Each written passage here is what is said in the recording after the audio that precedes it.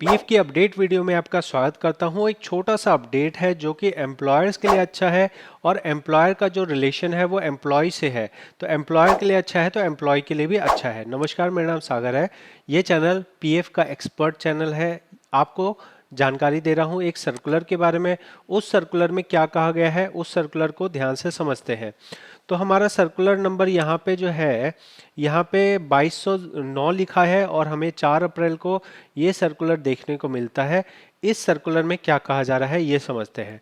देखिए, आप लोगों का जो भी पीएफ कटता है, एम्प्लॉय का जो भी पीएफ कटता है, वो कंपनी को अगले महीने की 15 तारीख तक जमा करना होता है। बहुत बार कंपनियां अगर पैसा जमा नहीं करती हैं, या फिर बहुत बार कंपनियां ऐसा करती हैं कि भाई किसी कंपनी ने कोई बिल्कुल ही काम खराब कर दिया और वो 2 महीना 4 महीना नहीं, 2-2 साल तक पैसा जमा नहीं कर रही है।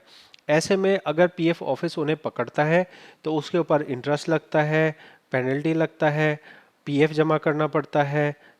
और मान लो कि पीएफ 2 साल पहले जमा होना चाहिए था, अब 2 साल बाद आप दे रहे हो, तो वो ब्याज वगैरह का भी तो नुकसान हुआ ना।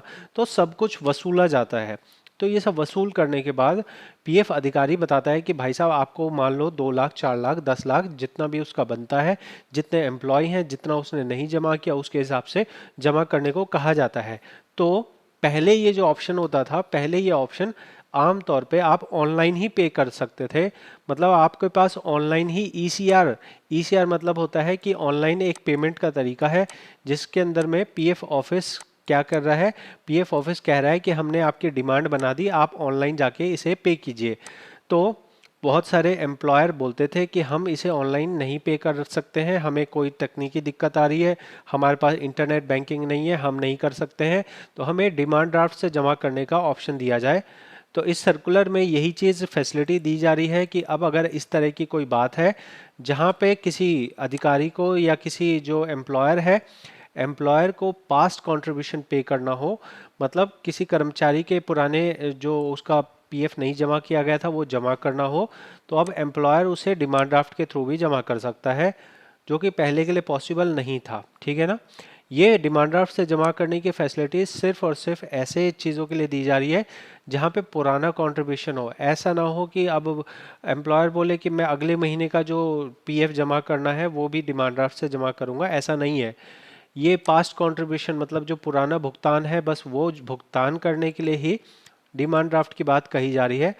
तो यहाँ पे आप पूरे सर्कुलर को समझेंगे तो ये कहा जा रहा है कि वैसे तो हम ये मानते हैं कि ECR, electronic challan and come return से ही जमा करना चाहिए ड्यूज को, लेकिन हम ये कह सकते हैं कि अगर हम इस तरह का कोई केस देखते हैं जहाँ पे जो एम्प्लॉयर है उसके पास में इंटरनेट बैंकिंग नहीं है, या जो पीएफ का अधिकारी है जो जिन्होंने ये जांच करके उसका निकाला है कि इतनी डिमांड इसकी बन रही है, अगर वो अधिकारी मानता है कि इसके केस में एक बार के लिए डिमांड ड्राफ्ट सुविधा का इस्तेमाल दिया जा सकता है, तो उस केस के लिए, खास तौर पे उस केस के लिए डिमांड ड्राफ्ट से भी पैसा लिया जा सकता है। ये बात कही जा रही है। May collect the due in manner as prescribed in recovery of any damage in arrear through the demand draft in the name of RPFC in charge of regional and payable at bank branch where the regional office concerned hold a bank account। समझ गए।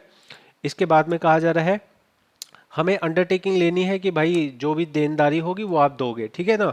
तो इसका क्या लेना देना हुआ, इसका ये लेना देना हुआ कि बहुत बार कंपनी वाले बहाना बनाते हैं कि भाई हम तो पैसा देना चाहते हैं लेकिन हमारे पास सुविधा नहीं है इंटरनेट बैंकिंग की, या हमें नहीं आता है, हम तो पुराने तौर तरीके वाले हैं। जब बहुत सारे बुजुर्ग होते हैं जो इस तरह का इस्टेब्लिशमेंट चला रहे होते हैं, वो कहते हैं हमें नहीं समझ आता ये कंप्यूटर कंप्यूटर।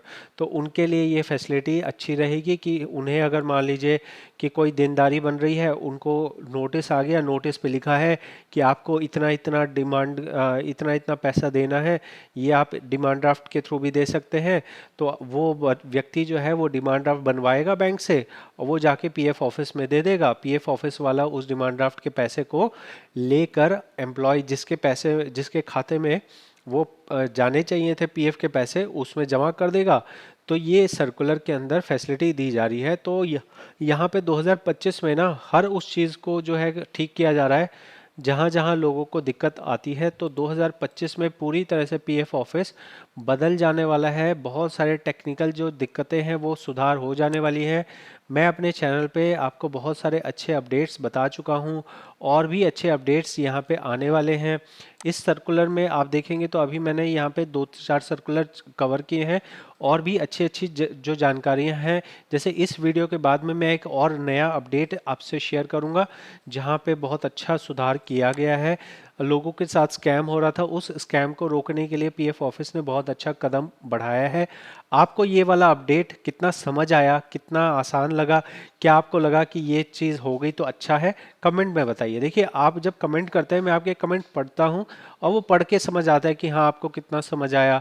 बाकी लोग भी आपका कमेंट पढ़ते हैं, तो आप अपना कमेंट ज़रूर कीजिए ताकि बाकी लोग भी आपकी बात से समझ सकें आपकी बातों को। और भी लोग अपना जो है जानकारी इस तरह से फैलती है, क्योंकि यहाँ देखो, ये जो जानकारी मैं आपको दे रहा हूँ, ये जानकारी आपको कोई और चैनल पे नहीं मिलेगी या मेरे चैनल पे जो आपको ये एक्सपर्ट पीएफ का एक्सपर्ट चैनल है, तो इसमें जो भी आपको जानकारी होती है ना, वो गहरी जानकारी होती है।